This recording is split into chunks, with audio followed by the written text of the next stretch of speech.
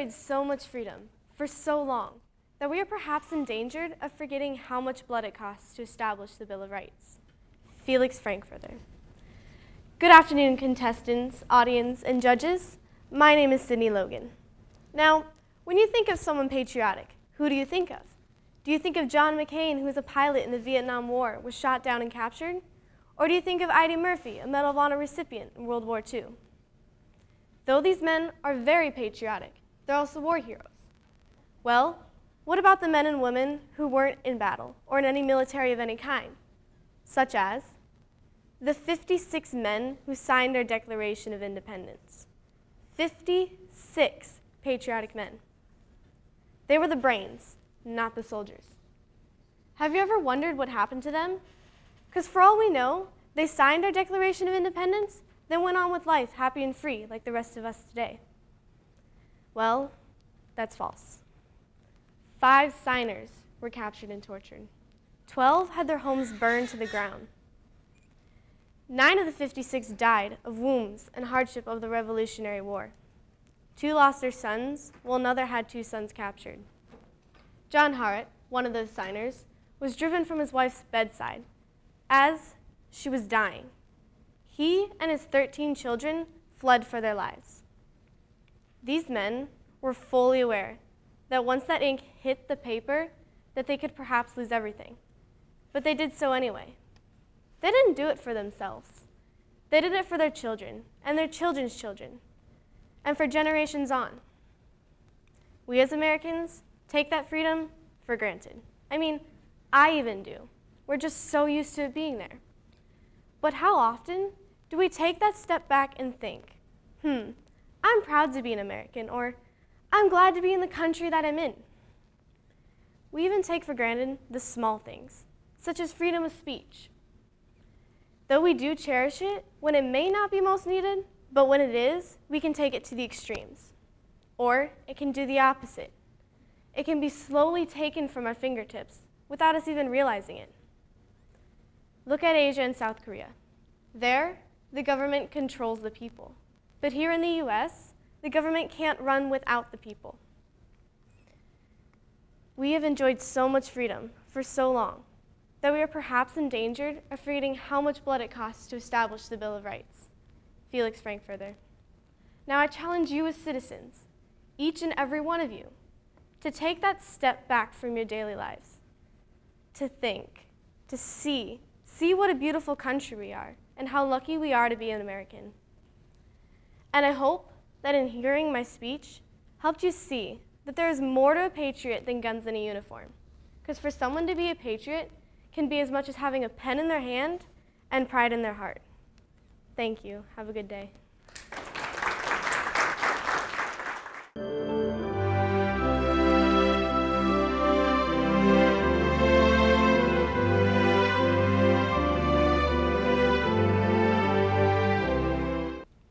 You are stuck in morning traffic, so you decide to turn on the radio. The song is about to end. When the song is over, the radio announcer pauses. A plane has just hit the World Trade Centers. Good afternoon, judges, parents, and fellow contestants. After 9/11, many people were outraged about what happened that fateful day. One who was affected by the events of the day was Pat Tillman. Patrick Tillman was born November 6, 1976 in San Jose, California. He attended Leland High School and led the football team to the Central Coast Divisional Championship. He got a scholarship to ASU. That year, they had an undefeated season. He was named Most Valuable Player in 1997. Not only was he good at football, he was intelligent too. He received the Clyde B. Smith Award 1996 and 1997. After college, he signed with the Arizona Cardinals and played with them for 3 years, then turned down another 3-year contract of $3.6 million to fight in Afghanistan 6 months after 9/11. He died 2 years later, April 22, 2004, while serving in Afghanistan. Pat Tillman was in his prime and had everything going for him when the attacks of 9/11 happened. Pat took the attacks to heart. He saw a chance to give his life meaning and enlisted into the military. Now that I've talked a little about Pat, I bet you're wondering, what makes him a patriot?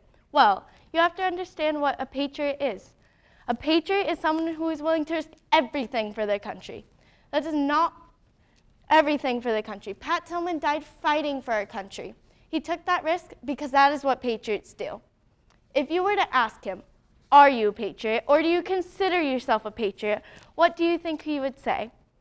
I would feel that he would say he was no more a patriot than any other person, because Pat would not allow photos or interviews while he was serving our country.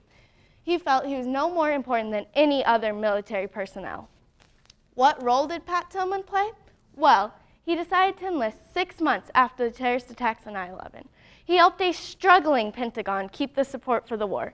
America believed that if Pat Tillman wanted to leave his perfect life and sacrifice it for the war, then the war was worth fighting.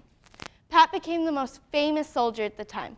Some people even thought he would come back and do something even greater, like run for office.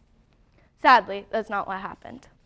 Many people loved and still love him. They loved him on and off the field. He was an amazing soldier and an amazing football player.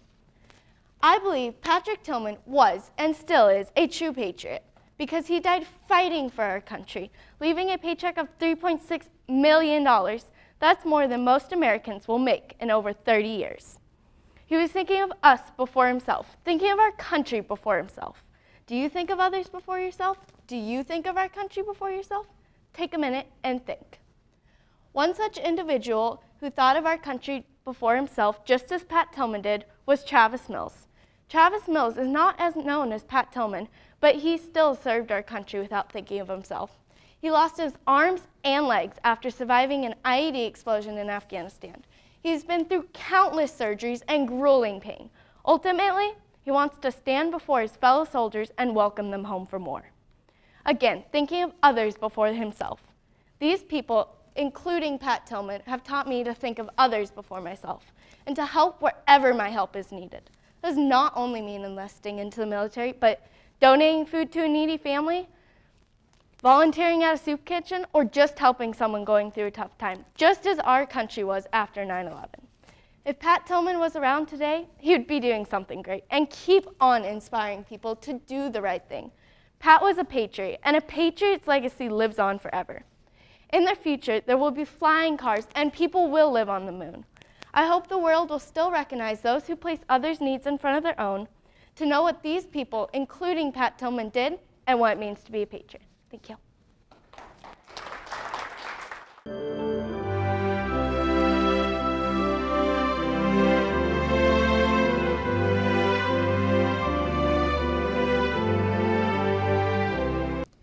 How many of you out there are actually patriotic without an ounce of cowardice or hesitation in you?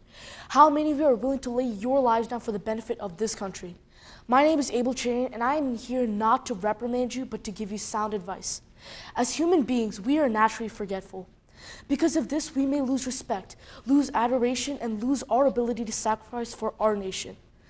But to redeem ourselves, we must remember what we stand for, what this nation stands for, and what patriotism stands for. Antonio Porcia, the Argentinian poet, once said, "One lives in the hope of becoming a memory." This quote states that the reason why people attempt to do the impossible is to be remembered. William B. Travis was a young man who went to war against the Mexicans in the Mexican-American War. He became the commander for the American Army, protecting the Alamo from the advancing Mexican Army. At the time, there were only 200 men at Travis's disposal, and he knew they won't win because of the staggering amount of men in the Mexican Army. Even after pleading and beseeching for more recruitments, they were still outnumbered. It is said that at the time of the war, just before the Mexican Army attacked, Travis drew a line in the hot sand with the saber and told his men to step over the line if they would guard the Alamo until death claimed their lives. No one knows how many stepped over, but we know that on that day, they all fought.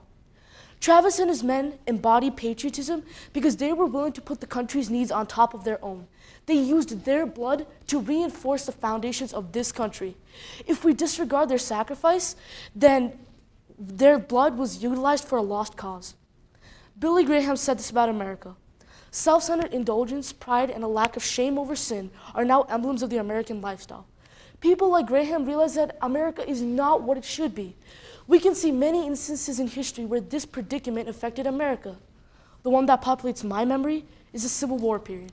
When America was young, it needed correct guidance. But when people like the Confederates encouraged the ability to force a person to live a life of servitude and harassment, then the virtues of America can become a little askew.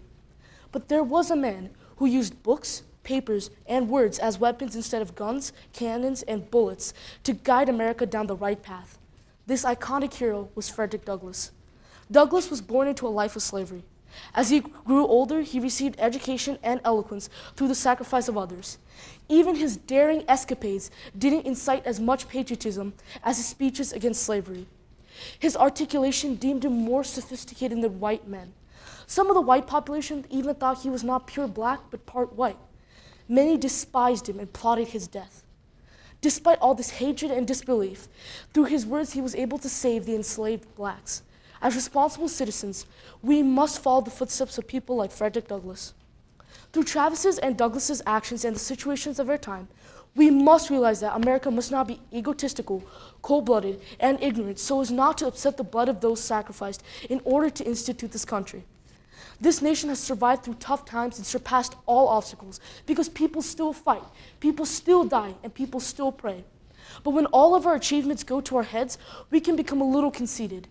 This conceit then muddles our morals, judgment, and intelligence to the point where we become automatons controlled by celebrities, sports players, and other people who truly didn't do anything altruistic to deserve all full adoration. But if we grasp onto the asset of modesty and correct judgment, we can make better our country. These kinds of problems deface the magnificence of America. I was born in an idealistic family where modesty and simplicity are our golden virtues. We use our knowledge to plan our every step and to ascertain what is right and wrong.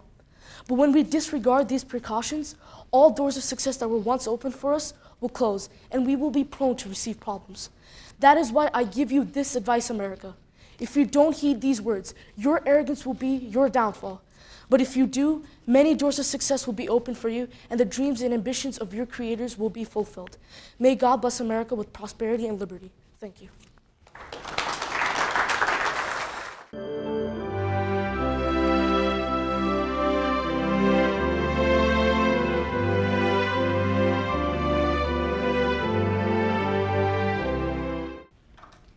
Duty, honor, country.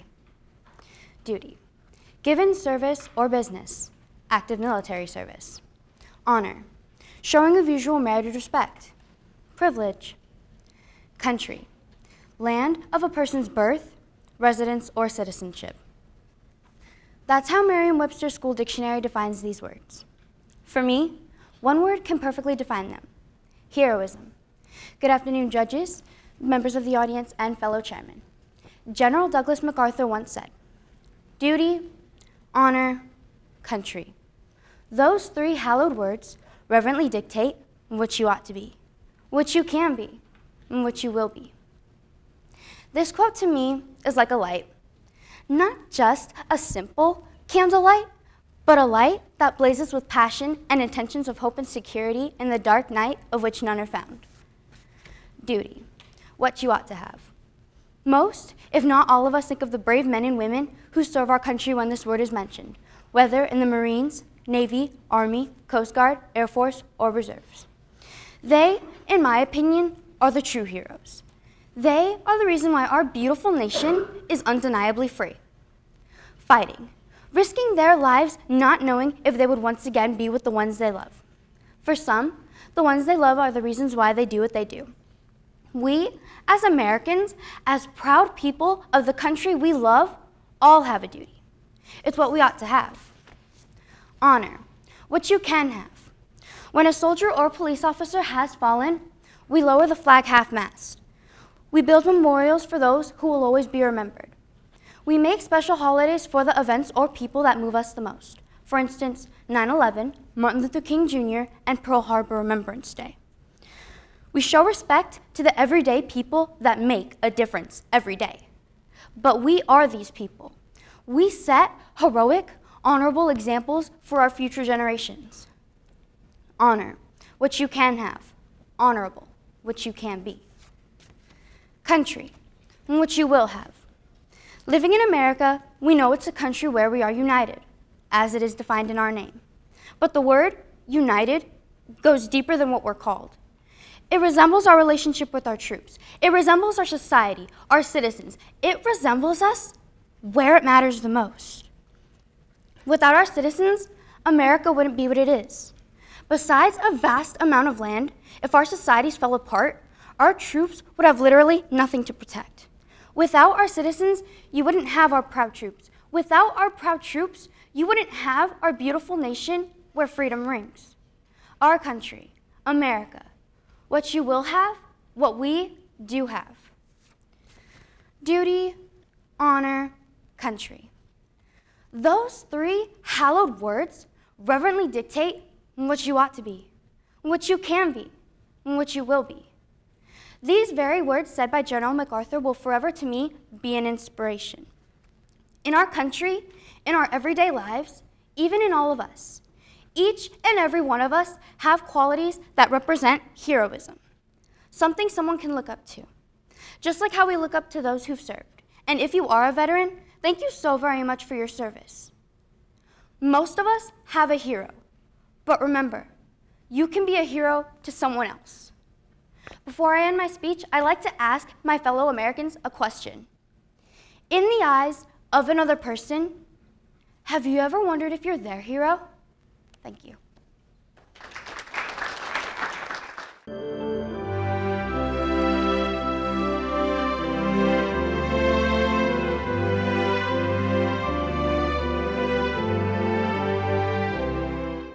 America was not built on fear. America was built on courage, on imagination, and an unbeatable determination to do the job at hand. Good afternoon, judges, guests, fellow contestants. My name is Kareem Valdez, and I'm an 8th grader at Saguaro Ranch Elementary. I hope my speech will inspire you to do the job at hand. So, who exactly said these words? Harry S. Truman did. He spoke those words January 8th, 1947. And well, who is Harry S. Truman? Harry S. Truman was born May 8th, 1884 in Lamar, Missouri. On June 28th, 1919, he married Bess Wallace, and the couple had one child together named Mary Margaret. He was also the 33rd President of the United States of America. He was part of the Democratic Party. He ran office April 12, 1945 to January 20th, 1953. Also, under Truman, the U.S. successfully concluded World War II, which ended September 2nd, 1945. He later died December 26, 1972, at the age of 88 in Kansas City, Missouri. What did Harry S. Truman mean by to do the job at hand? He meant to see that America is not severely damaged or devastated by repeating depressions and a long duration of unemployment, but that instead, America as a country, America built an economy so effective, so changing, so successful, that each resident in the United States of America could rely on opportunity and on protection for themselves and their own families. That being said, America had to be an absolute leader, no king to fear. America as a free nation, free people, they were to do as they will. America didn't grow and become great because they feared the leader would punish them for less. America did because they want to stay free. From the courage of all people in the United States, America stood up against absolute power and became great. For example, on September 11, 2001, America once again demonstrated the acts that President Truman was referring to in his quote. When the Twin Towers were attacked by those planes, Americans didn't run and hide. They ran towards those burning buildings because America was built on courage. Firemen, policemen, even those who were off duty showed up at those burning buildings. By following through with what they believed in, the heroes of 9/11 showed us the triumph of the human spirit. The first responders were willing to face death and risk their own lives while following their single-minded goal of saving others. That unbeatable determination to do the job at hand is why they didn't think twice about running towards the danger, because they didn't only believe in what Harry S. Truman said, but they lived it. America didn't fall apart, but rather America came together. How does this quote affect me in my life? I do the job at hand every day. I wake up early in the morning to get the quality education I need. I work very hard to exceed and meet my expectations in life, which are being a teacher someday. Because as Harry S. Truman said, America was not built on fear. America was built on courage, on imagination, and an unbeatable determination to do the job at hand. Thank you.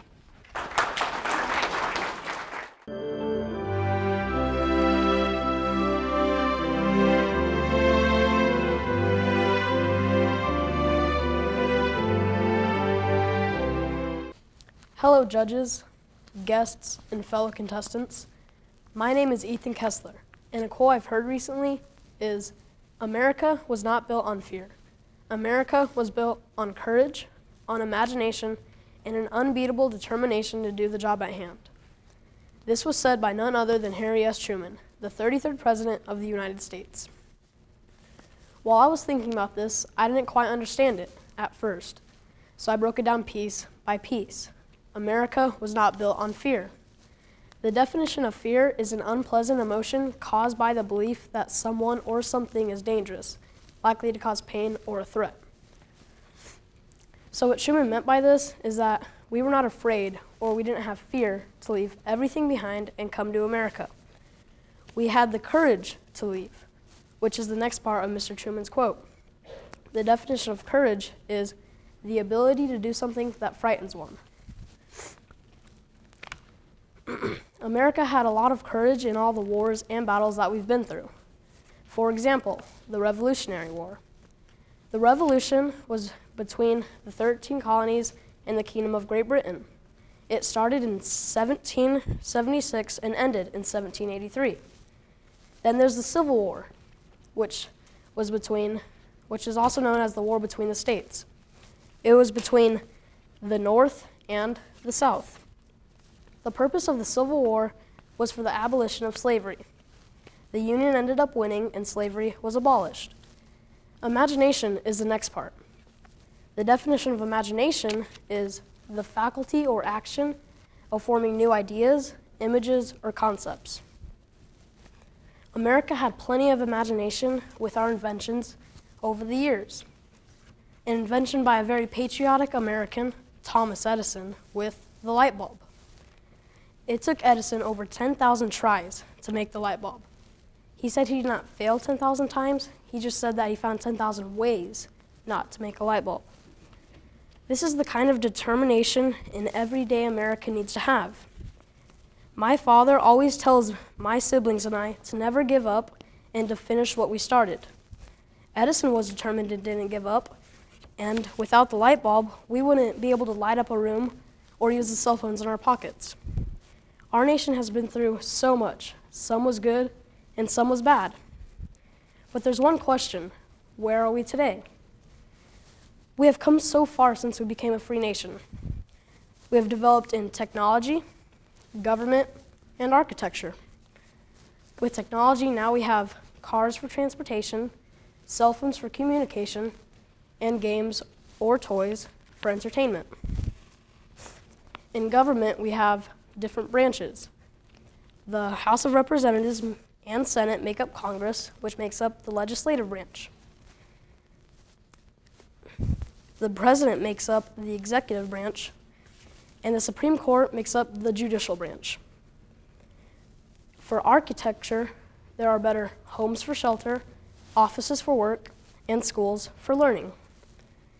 But there's one thing left for me to say with where we are today. We are here with our freedom. We had the unbeatable determination to do the job at hand. So now I think I know what Mr. Truman meant by what he said. Not everything comes free or easy. You have to have courage, imagination, and determination. With that, you have to work for what you want, and maybe you'll just get there.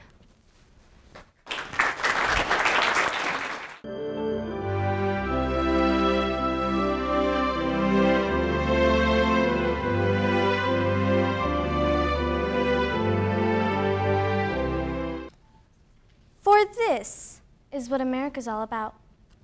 It's the uncrossed deserts, the unclimbed ridge.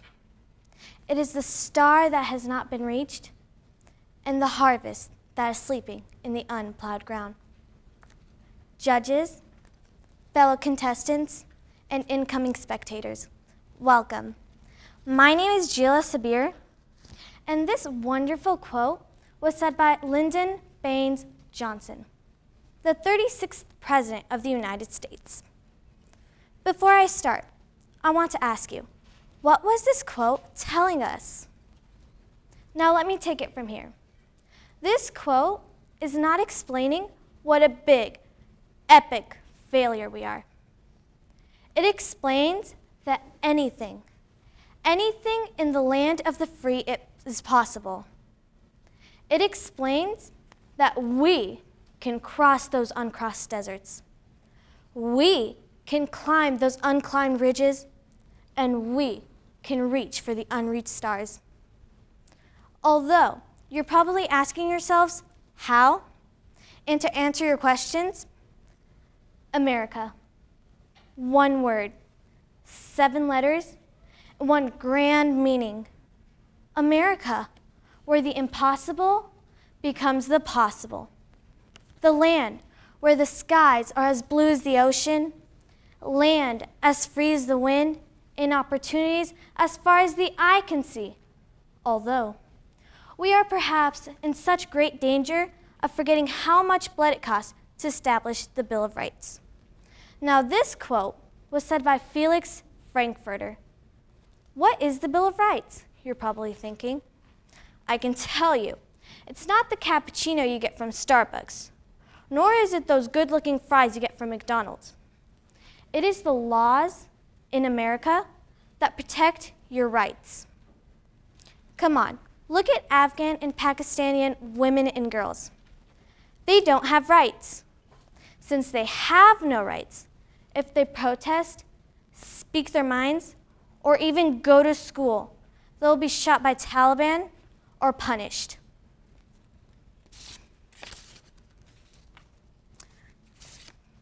So as you can see, after thinking about this and the quote said by Felix, I realized that we are in great danger. If it were African Americans from back then, they would cherish every second of their life that contained freedom. Why? Because they were the ones protesting for justice, freedom, and liberty, not us. So this showed me the importance of the Bill of Rights and how valuable freedom is. The idea of the Bill of Rights came to a man named James Madison during the 1780s. James' intention was to answer the criticism of anti-federalists. In the ratification debate, anti-federalists opposed to the Constitution. They complained that the new system threatened liberties. Now, I am glad to call America my home, and you should be too. If it weren't for those complaints they made, there wouldn't have been a Bill of Rights. Imagine that. So, as you can see, citizens, America is a beautiful country. Let's continue to unite this world and to create a place that is too good to be true. America, the land of the free, if it weren't for those braves. Thank you.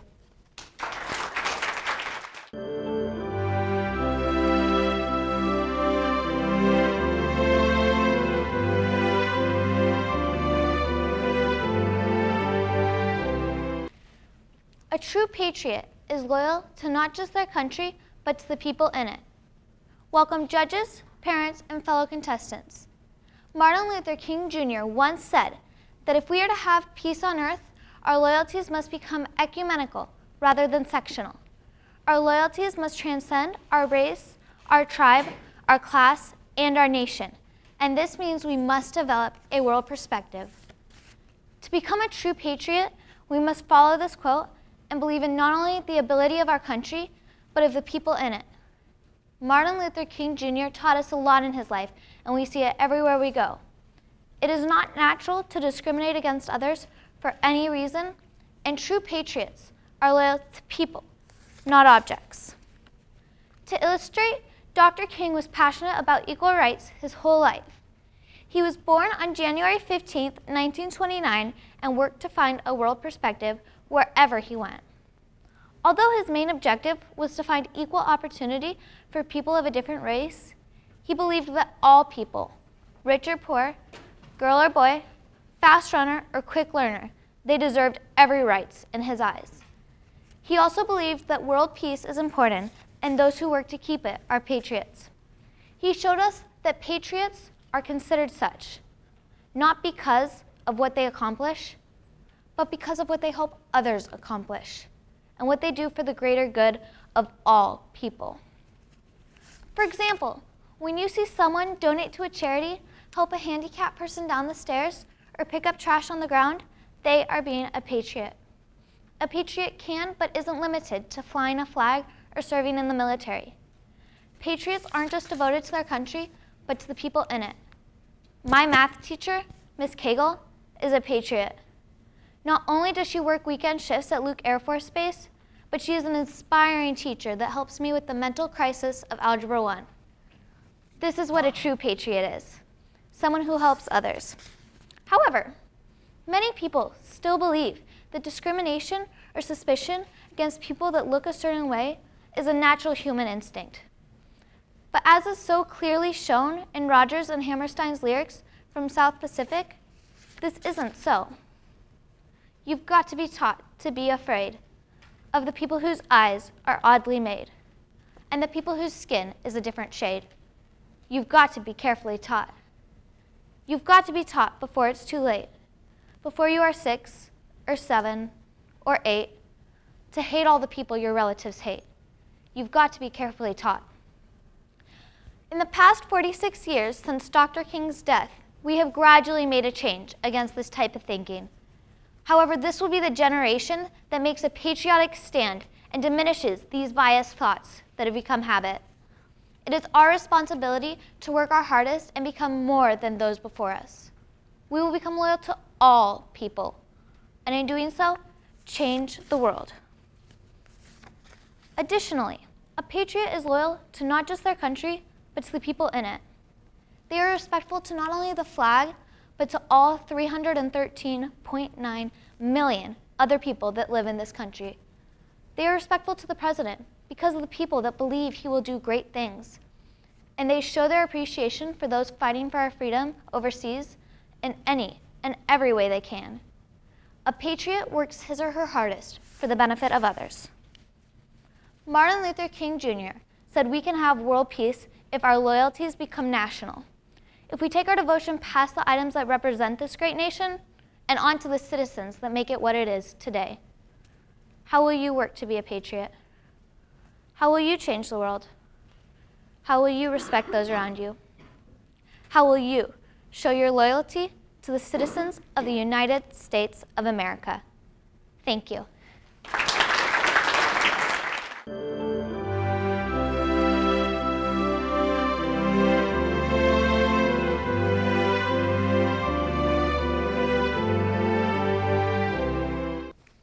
Would you drop everything, say goodbye to your friends and families, leave for 2 months, maybe 2 years plus, just to risk your life for the crazy society we have today? Welcome, judges, audience, and fellow contestants. My name is Janessa Hill, and I attend Sun Valley, and I'm in the 8th grade.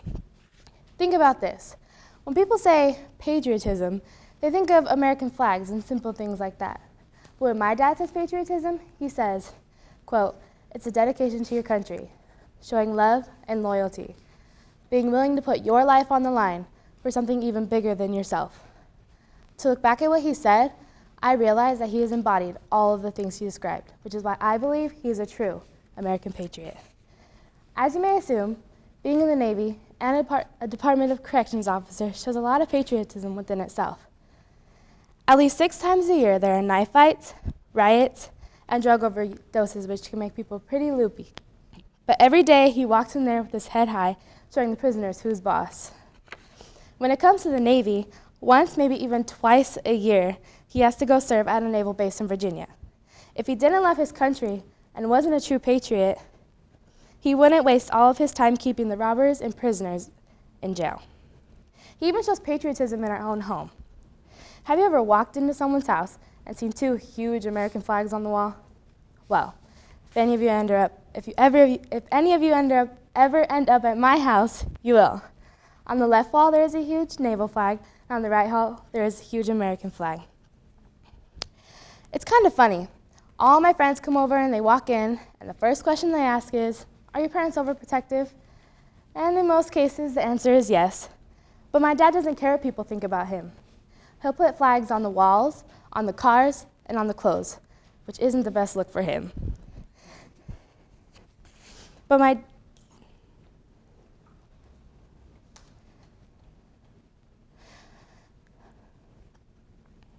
But he takes a lot of pride in his flags, which means he must love his country, right? But loving your country is not only from using your stripes, it's from actually earning your stripes. One way I've discovered he's earned his stripes is we all know 9/11 was a horrific and memorable date in U.S. history. But on that day, my dad was at a gas station getting gas when all of a sudden, in a concerning and shocking voice, he heard, "The towers have fallen." He thought to himself, quote, "What should I do?" End quote. At that moment, he felt sorrow for the victims, hatred, shock, and complete helplessness. Then he realized, quote, "If I had to step up, I would go. If I got drafted, I would go. If my country needed me, I would fight." I've realized that he has the mind of a true American patriot and naval sea captains such as John Paul Jones, who gave the Navy the first acts of heroism and victory. Just think about it. What if your dad dedicated himself to people like you, and you? Would you be standing right here, right now, giving this speech? I don't think we pay enough attention to all the men who fight for us, which is why I'm standing here now before you, showing my appreciation for what he does. Everyone close your eyes. Imagine. It's a beautiful day, the sun is shining, the birds are chirping, then all of a sudden you hear a bang, bang, bang! Would you run and hide, or would you fight for the people who are in danger? I believe if I were put in that situation, I would run and hide. But if my dad were put in that situation, he would step up to the plate and be the true American patriot that I know he is and has always been. Thank you.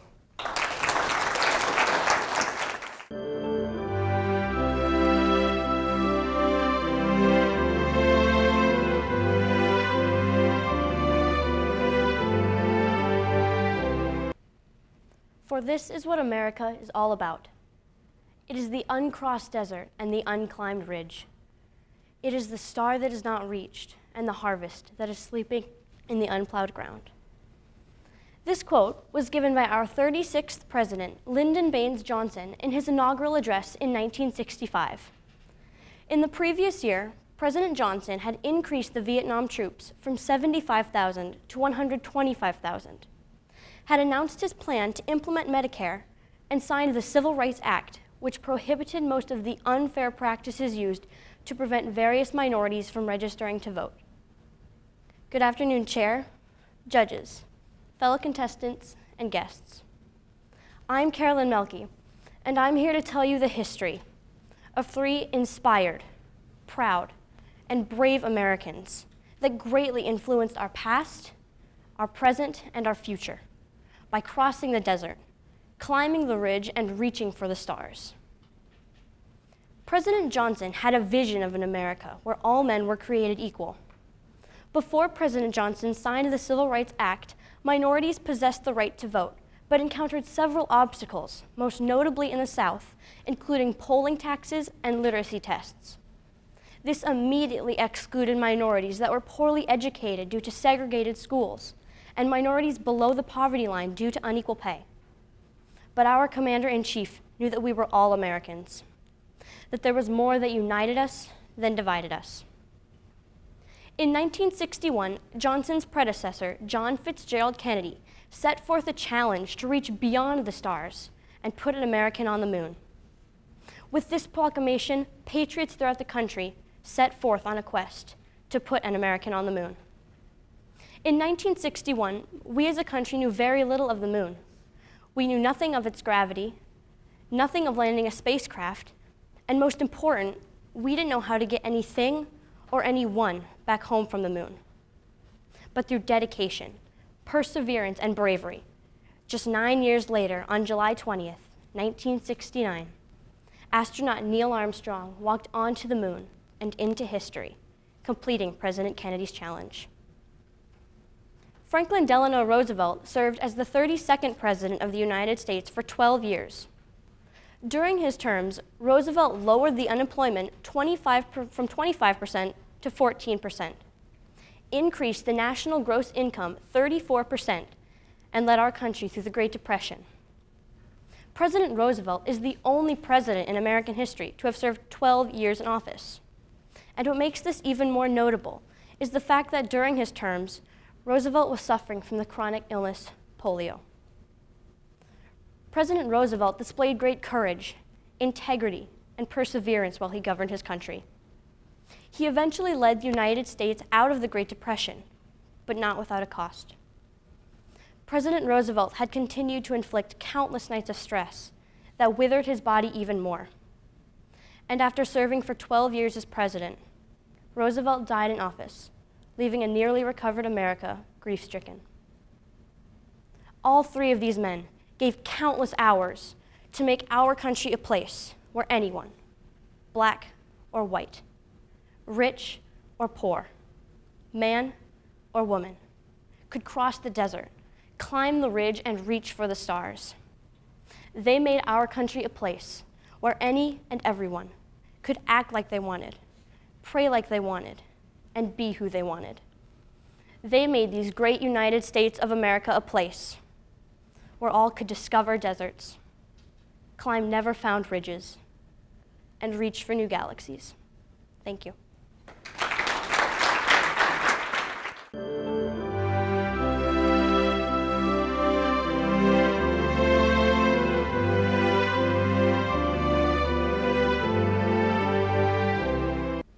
Can you imagine living in a world where every child had the opportunity to get an education, where every adult had the option of going to college and gaining the career that they'd always wanted, where you could start a family, your own small business, or could one day make a difference in humanity, forever leaving your mark on history just by dreaming of it?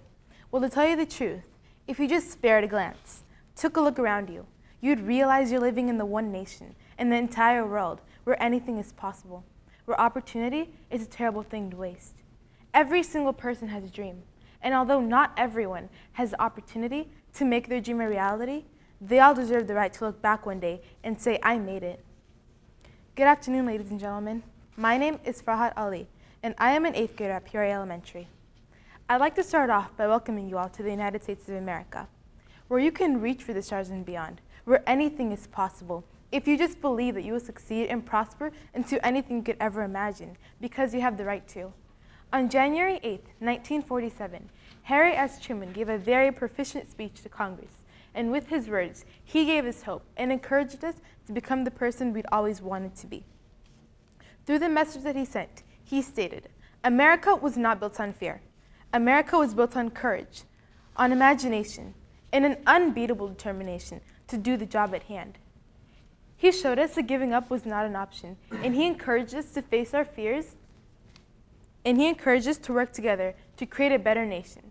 Because creating a better nation cannot be accomplished by one person, but by the cooperation of everyone. Every day, men and women and so many others like Truman teach us to become so much more than we're meant to be. Truman himself was raised to become a farmer, but he aspired to be more, and that passion for greatness led him to become the 33rd President of the United States. More than once, our nation's leaders have taught us that we're more than just a name, number, or another statistic. They have put our lives in front of their own. Throughout the history of America, we haven't failed to prove that we are capable of accomplishing anything.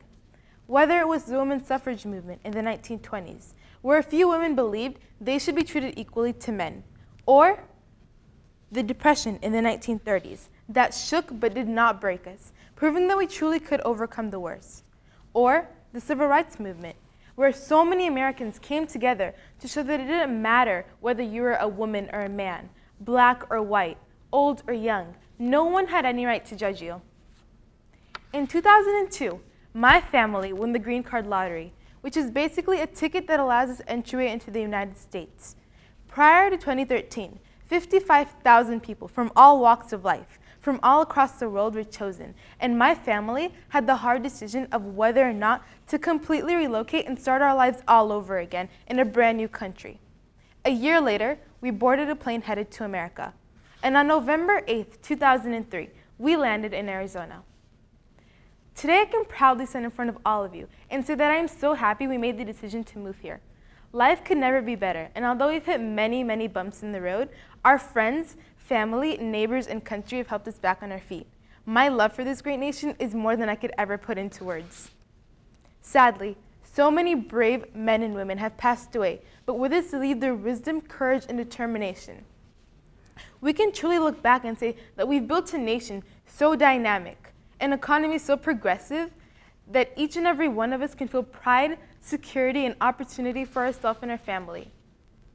America continues to be stronger, and true to Truman's words, we've built our nation not out of fear, but of pride, generosity, and every single bump we've hit in the road, out of love, knowledge, and use of our resources. And I can truly say that it doesn't matter who wins, because each and every one of us has just left our mark on history.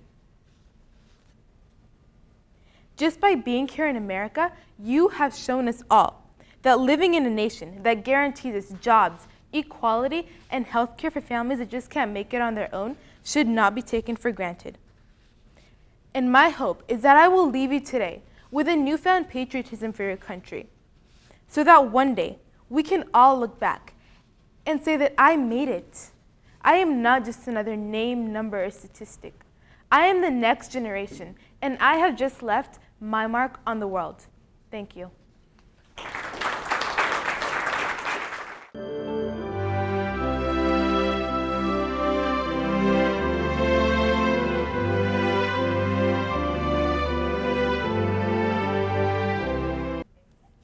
Maddie, you can do anything you want to do in life.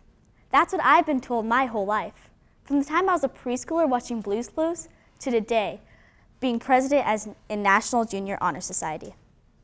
In America, we have a unique opportunity to go for our dreams. No matter what our background, race, or economic status is, we are only limited by our desire and ambition. As Lyndon B. Johnson stated, "For this is what America is all about. It is the uncrossed desert and the unclimbed ridge. It is the star that is not reached and the harvest that is sleeping in the unplowed ground." This concept captures the best of the American spirit. Since the days of the American Revolution, when the colonists fought for their freedom, Americans have always believed that we have unlimited potential. And this belief is what makes our country the greatest in the world. As we all have been watching and celebrating the Winter Olympics, Johnson's quote makes me think of all of our Olympians who worked so hard for the opportunity to represent our country in front of the whole world.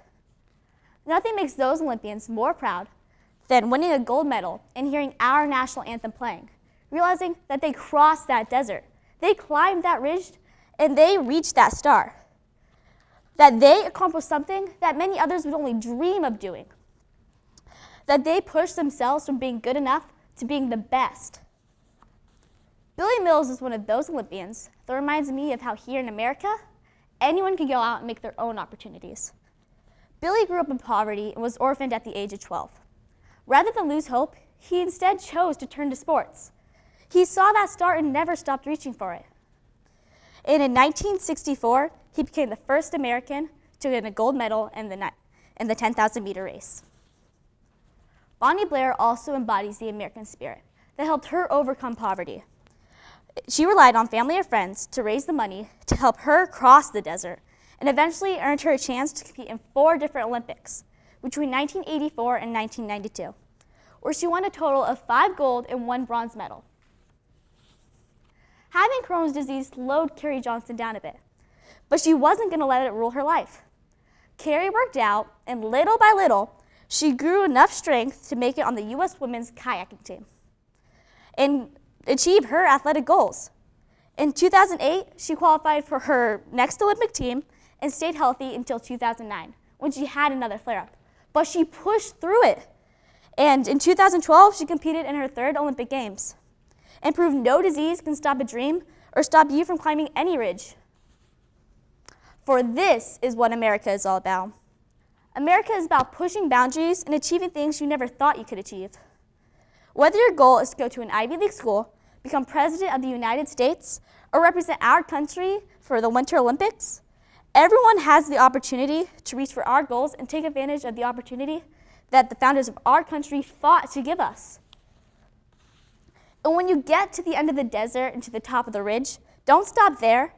Keep pushing until you reach that star. By going and pushing for your dreams, you might not only be changing your life, but you may also be inspiring others as well. So don't stop at just being good enough. Push to be the best. Conquer the desert and find new challenges. Thank you.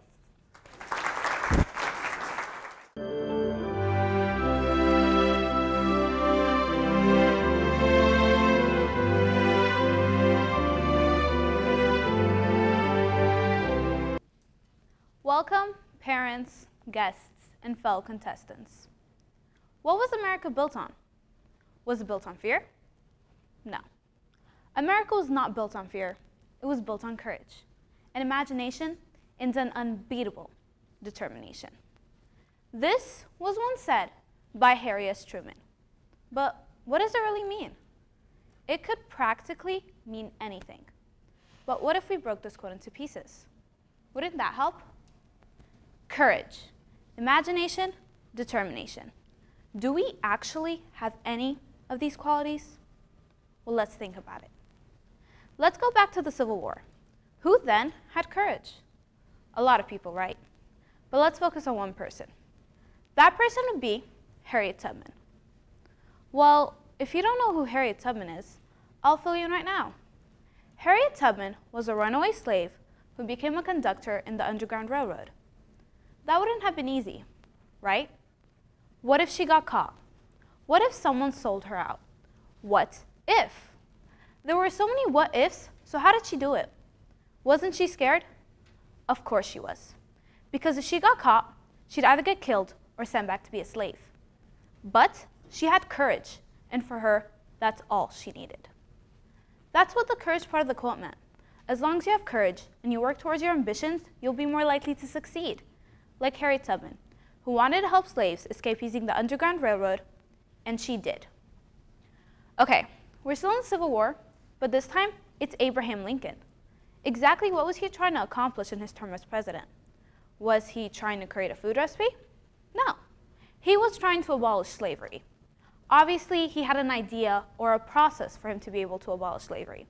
He did not want to abolish slavery because people told him to. He wanted to abolish slavery because he had imagined how life would be like, where slavery did not exist and everyone was equal. You cannot do something without imagining how it's going to happen, what's going to happen within the process, and what's going to happen after the process. Yes, sometimes it doesn't go as planned, but nothing ever does. But it is better than walking to a war with a blank mind. Have hope, courage, and imagination. Imagine that everything will be fine. Hope and courage, that'll go as planned. Determination. A lot of women in the Civil War had determination. They were determined to fight in the war. Sadly, at that time, it was against the law. So what they did was they cross-dressed as men and joined the war. One of those women was Frances Cleland Clayton. Frances wanted to fight in the war, but sadly, like all those other women, she was discriminated against because she was a woman. So what she did was she cross-dressed as a man, changed her name to Jack Williams, and joined the war. No one ever realized Frances was a woman because she was tall, masculine, and tan. She had also worked on perfecting manly activities such as drinking, smoking, etc. She had served in the war for several months and fought in 17 battles. Now that is real determination. To work towards your goal because you want it, not because you are being forced to do it. Do you get it now? America was not built on fear, it was built on courage, an imagination, and an unbeatable determination. It means America was built to accomplish something. It wasn't built for us, we had to build it ourselves. We had to go through things not thought possible. Yes, it put us and multiple other people in fear, but we still went forward because we had courage. We had imagined how life would be like where we wouldn't have to live in fear of anything. And that is what we consider pure perfection to be, because no one wants to wake up in the morning full of fear, right? We have courage and determination to work towards the goal that we had imagined, no matter how far it is away from us, because every day we're one step closer. Thank you.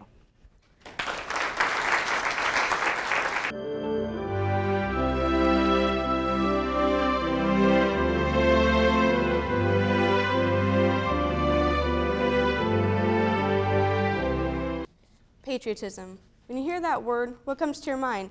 America's flag, the military. Thank you, judges, fellow contestants, and members in the audience for being here today. There are 3 words that come to my mind when I hear that word, patriotism: duty, honor, country. There's a man who thought similar as I did, General Douglas MacArthur. He even once said, duty, honor, country. Those 3 hollowed words reverently dictate what you ought to be, what you can be, what you will be. Now, there are many ways to interpret this quote. How I took it is that he's saying those 3 simple words classify and define an American patriot. Duty. Americans have to do their daily duty, even if that means fighting a war or picking up a piece of trash. Honor. Have faith in America. You won't be let down. And embrace that side of you. Country. This is your country. Cherish it and believe in our decisions. This is your home. Be happy with it. This quote is very powerful to me because I can, and we all can, relate it to our lives. It's how we understand things as humans. Patriots are a huge part of our community. Imagine, everybody hated America. There would be a lot of civil wars, nobody would work, and there probably wouldn't even be democracy. Now, that's a very scary picture to think of. And that's why we need patriots, and that's why you should be a patriot. Now, I'm only in 7th grade. I still have a lot to learn about being a patriot. But I do know that being one is a great title attached with overwhelming sensations. I've noticed that all patriots, their attitude is positive, they're never stressed, and they've earned the right to love where they are in the world today. That's what I want more than anything. I know I'm only in 7th grade, but I'm surely capable of being a patriot in progress. Sometimes I feel we take our freedom for granted. There are people everywhere all over the world dying for their slim chance at it. We have become hot-headed, looking up to celebrities rather than our own patriots. It is easier to look up to an actor or singer, but I look up to my great-grandfather who fought in World War II and is still living today. I respect him because through all he's been through, he is still happy.